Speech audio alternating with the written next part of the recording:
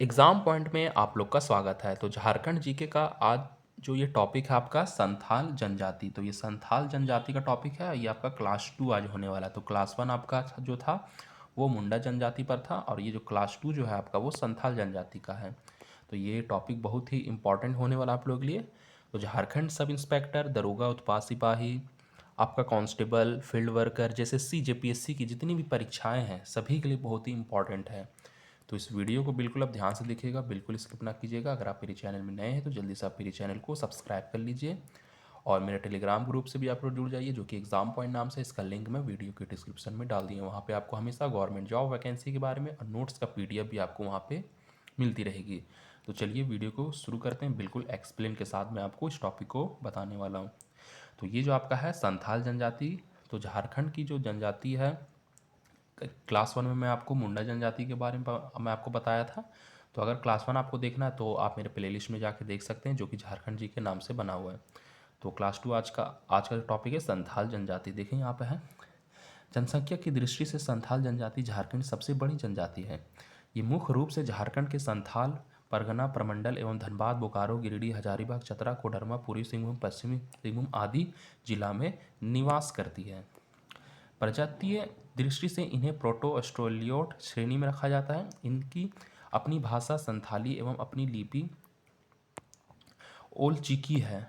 ये 12 गोत्र में विभाजित है, जो मुर्मू, हंसदा, सोरेन, हेम्ब्रम, किस्कू, बास्के, बेसरा, पोरिया, टूडू, गेंडुआर, चोड़े एवं मरांडी है। ठीक है।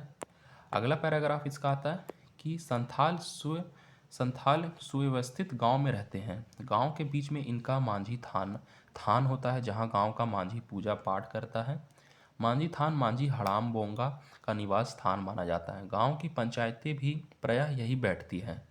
गांव के बाहर एक किनारे सखुआ या महुआ पेड़ों के मुठ के बीच जहेर थान होता है, जहां जो जहेर एरा के अतिरिक्त संथालों के अन्य प्रमुख देवी देवताओं निवास करते हैं।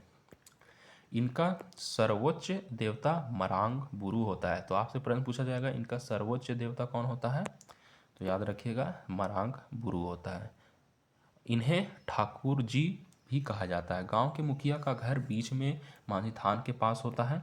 संथालों का आर्थिक जीवन अन्य जनजातियों की तरह अभावग्रस्त होता है। कृषि ही इनकी आजीविका का मुख्य आधार है। धान इनकी मुख्य फसल है। इनका भोजन सादा एवं साधारण होता है। चावल इनका मुख्य भोजन पोचाई चावल की शराब प्रिय पेय है। संथालों में गोदना गोदाने का प्रचलन पाया जाता है। पुरुषों के बाएं हाथ में सिक्का का चिन्ह होता है। तो याद रखिए, यहाँ से सवाल आपका बनता है कि पुरुष के किस हाथ में चिन्ह होता है। अब किसका चिन्ह होता है? सिक्के का हाथ का चिन्ह होता है और बाएं हाथ में होता है। अगला पैराग्राफ है, 5-8 गांव पर एक देश मांझी होता है। तो कितने गांव पर होता है? 5 से 8। वैसे विषय जिनका निपटारा ग्राम स्तर पर नहीं हो पाता, उन विषयों को मांझी देव द्वारा देश मांझी के पास निपटारे हेतु भेज दिया जाता है। तो इसका जो पीडीएफ है मैं अपने टेलीग्राम ग्रुप में डाल दूंगा। तो जो मेरा टेलीग्राम ग्रुप का जो लिंक है इस वीडियो के डिस्क्रिप्शन में मैं डाल दिया हूँ, वहाँ पे जाके आप ज्वाइन हो सकते हैं और इस पीडीएफ को आप डाउनलोड कर सकते हैं। फिर 15-20 गांव को मिलाकर परगना का निर्माण होता है। तो 15-20 गांव को मिलाकर क्या निर्माण होता है? परगना का निर्माण होता है। इसका प्रधान परगनैत कहलाता है। इसका प्रधान कौन कहलाता है? परगनैत कहलाता है। यह संथाल समाज की सर्वोच्च प्रशासनिक एवं न्यायिक संस्था है। वैसे विषय जिनका निपटारा मांझी अथवा देश मांझी के द्वारा नहीं हो पाता, तो उनका समाधान परगनैत द्वारा किया जाता है। अगर कोई प्रॉब्लम अगर आती है तो इसका अगर निपटारा मांझी और देश मांझी के द्वारा नहीं हो पाता है, तो उनको फिर समाधान जो होता है वो परगनैत के द्वारा किया जाता है। तो परगनैत एक से अधिक गांव के बीच उत्पन्न विवादों का निपटारा करते हैं। अगर एक से ज़्यादा गांव में अगर प्रॉब्लम हो रही है, कोई भी परेशानी हो रही, तो वो परगनैत उसका हल निकाल देते हैं, इसका निपटारा कर देते हैं। संथाली समाज में अपराध के लिए आर्थिक, सामाजिक तथा शारीरिक दंड का प्रावधान है। सगोत्री विवाह, विजातीय विवाह, गैर जनजातीय यौन अपराध तथा अन्य गंभीर अपराध के लिए सबसे कठोर सजा विटलाहा है। सबसे कठोर सजा कौन सा है? यौन अपराध के लिए, गैर जनजाति के लिए आपका विटलाहा है, याद रखिएगा।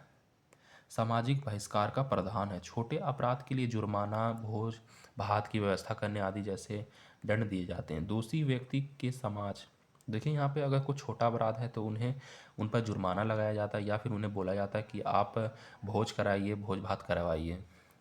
तो ये सब आपका दंड दिया जाता है इस रूप में।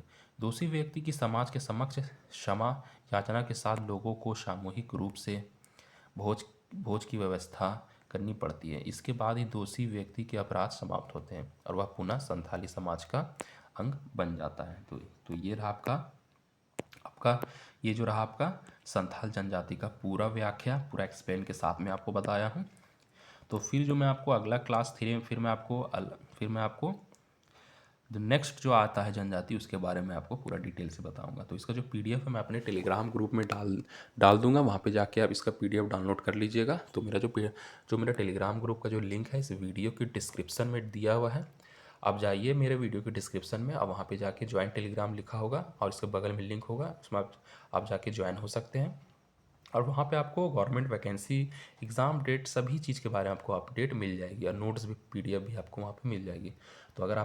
तो अगर अभी तक आपने मेरे चैनल को सब्सक्राइब नहीं किया तो जल्दी से आप मेरे चैनल को सब्सक्राइब कर लीजिए। तो फिर मिलते हैं नेक्स्ट वीडियो में, तब तक के लिए जय हिंद।